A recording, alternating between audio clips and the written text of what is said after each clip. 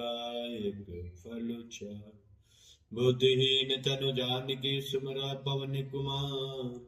बल विद्या बुद्धि देहु मोहे, हरहु कलेस विकार। पवन सुत हनुमान की जय। राम लला की जय, दशरथ नंदन की जय।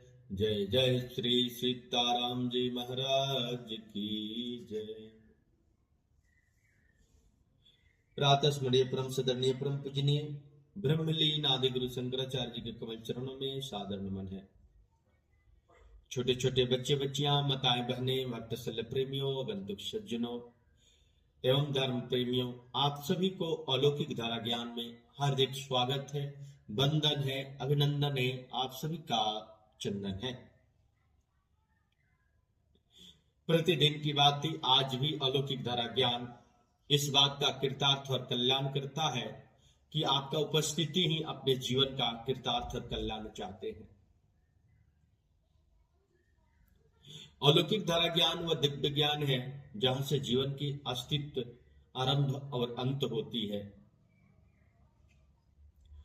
और आरंभ और अंत में ये जो जीवन का जो सार है वो शब्दों से जुड़ी हुई है, और शब्द से ही प्रकाश है, शब्द से ही विनाश है, शब्द से ही विकास है। ये जो शब्द है, ये शब्द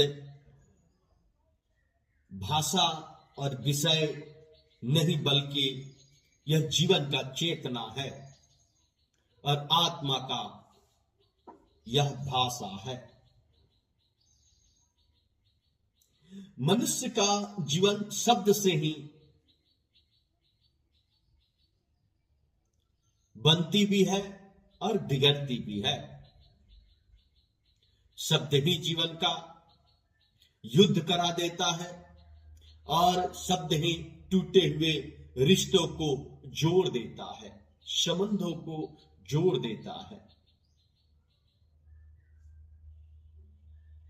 शब्द बोलना यानी शब्द ध्वनि, ये जो निकल रही है ये ध्वनि ही यह ऊर्जा है। चेतना का जो कंपन कहते हैं, जो ब्रह्म का कंपन कहते हैं, यही तो शब्द है। शब्द ही तो ब्रह्म है। ये जो चेतना है और चेतना के अंदर जो कंपन है वह ब्रह्म ही तो है। वेद का पहला शब्द ओम का नाद है। नाद से ही सृष्टि की संरचना है और नाद से ही यह शब्द की उत्पत्ति है। नाद से ही ध्वनि की निर्माण है और नाद से ही यह सृष्टि की संरचना है। पूरी संसार में जो ये दृश्य ध्वनि से प्रकट दिखता है, ये ध्वनि ही सब कुछ दृश्य का संरचना करती है। जब मनुष्य के भीतर भावना जागती है, मनुष्य के जब भावना जागती है तो एक मस्तिष्क में विचार बनते हैं और यही विचार एक ध्वनि के रूप में बाहर प्रवाह होती है शब्दों के द्वारा। अध्यात्म कहता है कि शब्द की उत्पत्ति ईश्वर की चेतना से मानी गई है, जबकि मानव का ये अंतिम सोच और ये अंतिम खोज है कि मानव का पहला शब्द वेद से उत्पन्न हुई है। यह दिव्य शब्द वेद ही है, लेकिन मानव का जो उद्गम स्थिति प्राप्त होती है तो वो ओम का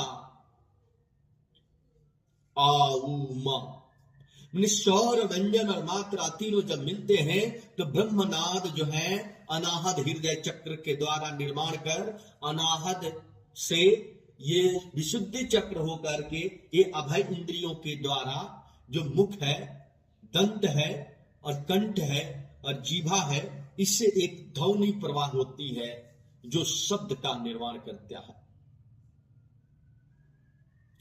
ओम का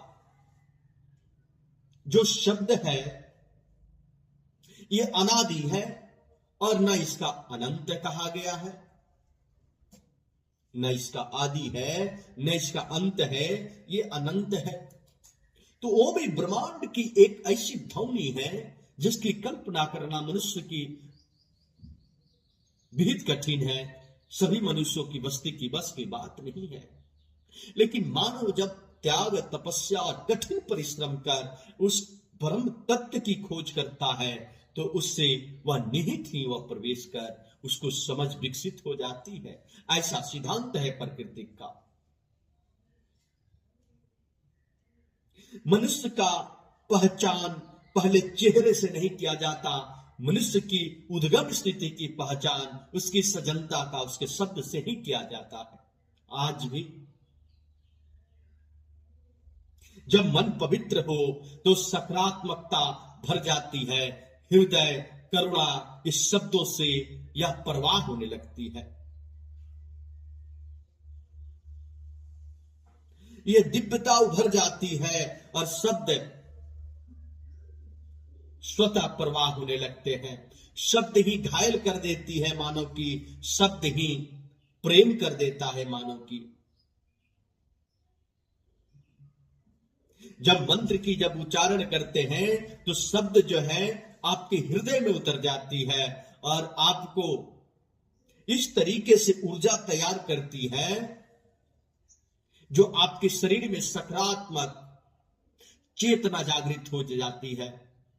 अगर शब्दों की ओम की उच्चारण करे, शब्दों की राम की उच्चारण करे, शब्दों से कृष्ण की उच्चारण करे तो आपके जीवन में एक अलग तरीके की अलौकिक अनुभव होने लगती है। संतों की एक भाषा शब्द के रूप में मौन भी कहा गया है, जो मानवता का एक नई दिशा देता है। और जब मनुष्य की जब नया दिशा मिलता है तो उसी दशा की परिवर्तन होती है। यही सिद्धांत है। जो शब्द ब्रह्म है, शब्द की उत्पत्ति और अंत सिर्फ नाद से ही है। शब्द कहां से आती है और कहां चली जाती है, आज भी मनुष्य का खोज का यह परम रहस्य है। शब्द से ही मानव की उसकी उच्चता की परख कर ली जाती है, उसकी सजनता की परख कर ली जाती है, उसकी ज्ञान की परख कर ली जाती है और उसके अंदर छिपी हुई रहस्य को भी जानी जाती है। लेकिन शब्द ही है कि मानव के बीच में एक दुश्मन बना देती है। शब्द ही है मानव की एक प्रेम के बंधन में जोड़ देती है। तो शब्द बहुत बड़ी ब्रह्म तत्व से जुड़ी हुई एक ऐसी शरीर में ही एक ऐसी क्रिया है जिसकी प्रतिक्रिया मनुष्य आज भी निरंतर इस पर चिंतन कर खोज में लगा है। ज्ञानी जन पूर्व से भी ऋषि मुनि देवर्षि तत्वदर्शी संदर्शी सभी दर्शियों ने इस पर खोज किया और इसी शब्द की उत्पत्ति से अपने विचार से नए ग्रंथों को भी निर्माण किया। आज भी और संग्रह मानव जाति के विकास में निरंतर प्रयासरत है। शब्द की स्थान सर्वश्रेष्ठ के रूप में दिया जाए। भाषा तो कई हो सकते हैं, लेकिन भाषा का प्रकट करने के लिए सिर्फ शब्द ही है, ये ध्वनि ही है। और यही ध्वनि मानव की परम